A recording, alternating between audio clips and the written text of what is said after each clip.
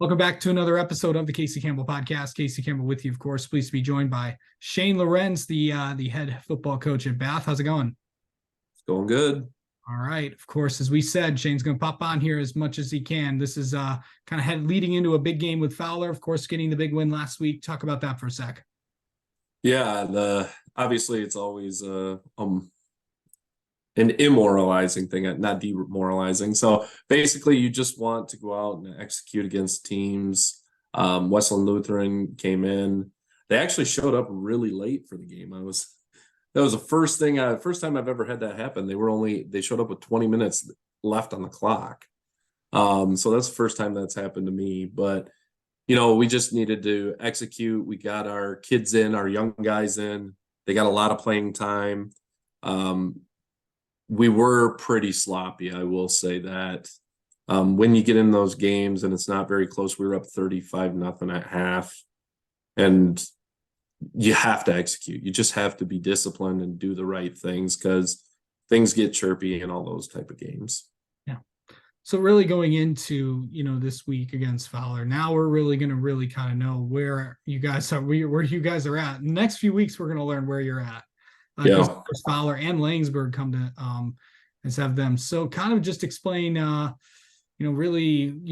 just kind of who really kind of stood out in this game. Just kind of pick one on offense, defense, and special teams as well. Yeah, in the Lutheran game, I think for everybody he's up for LSJ Player of the Week. Bradley Allman, our running back.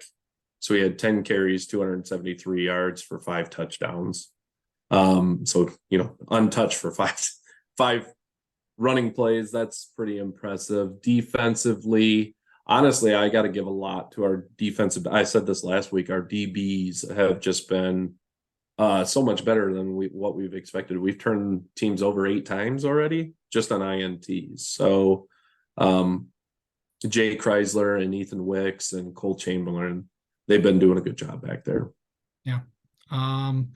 And just really going into, really heading into these first, because we're already a third of the way through the high school football season. Yeah. Now we're heading into really the next 3 games, and a lot of people can tell teams really know where they're at in these first 3. You're gonna really know where you're at in these week 6, and we'll see who the contenders and the pretenders are. Yep. I would say week 4, 5, and 6 for us. I mean, it's been circled on our calendar all year. We're looking at Fowler's, the PWs. Stockbridge, we had a little mix up with them in the summer, which is really motivating us. I will say that.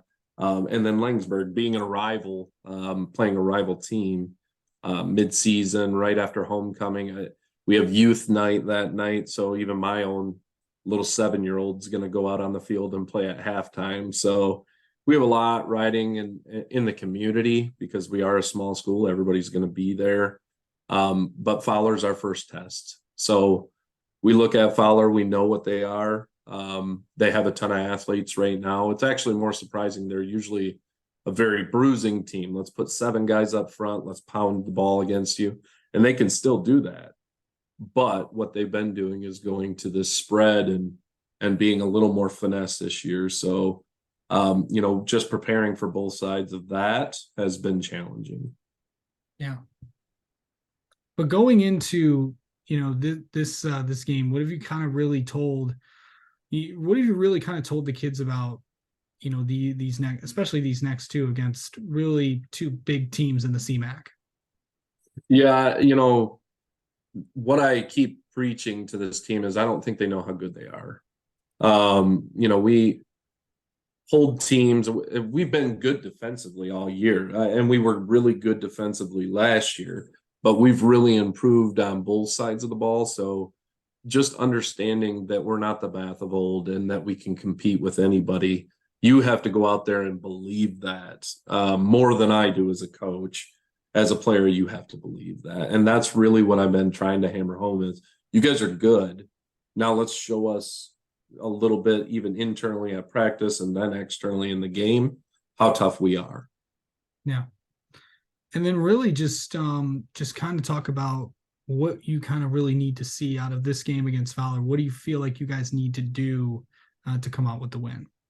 Yeah, last year when we played Fowler, the interesting part was We were down 7-0 in the second quarter with maybe a minute and a half left, and then they hit another touchdown, went up 2 scores. That's after we dropped 2 touchdowns too. So I started looking at that, and you talk to the kids, and they have, again, it's more of a belief. But I would talk to the kids and say, you don't drop those touchdowns. You go in tied at halftime or up 14-7. There's a different belief at that half that, yeah, we can do this. When you go down 14-0 at half, they start to doubt themselves. I will say that. So really it's about, let's go out and punch them in the mouth. Take the punches too. We have to handle that adversity. Yeah, for sure. All right. Shane Lorenz, thanks so much. Absolutely.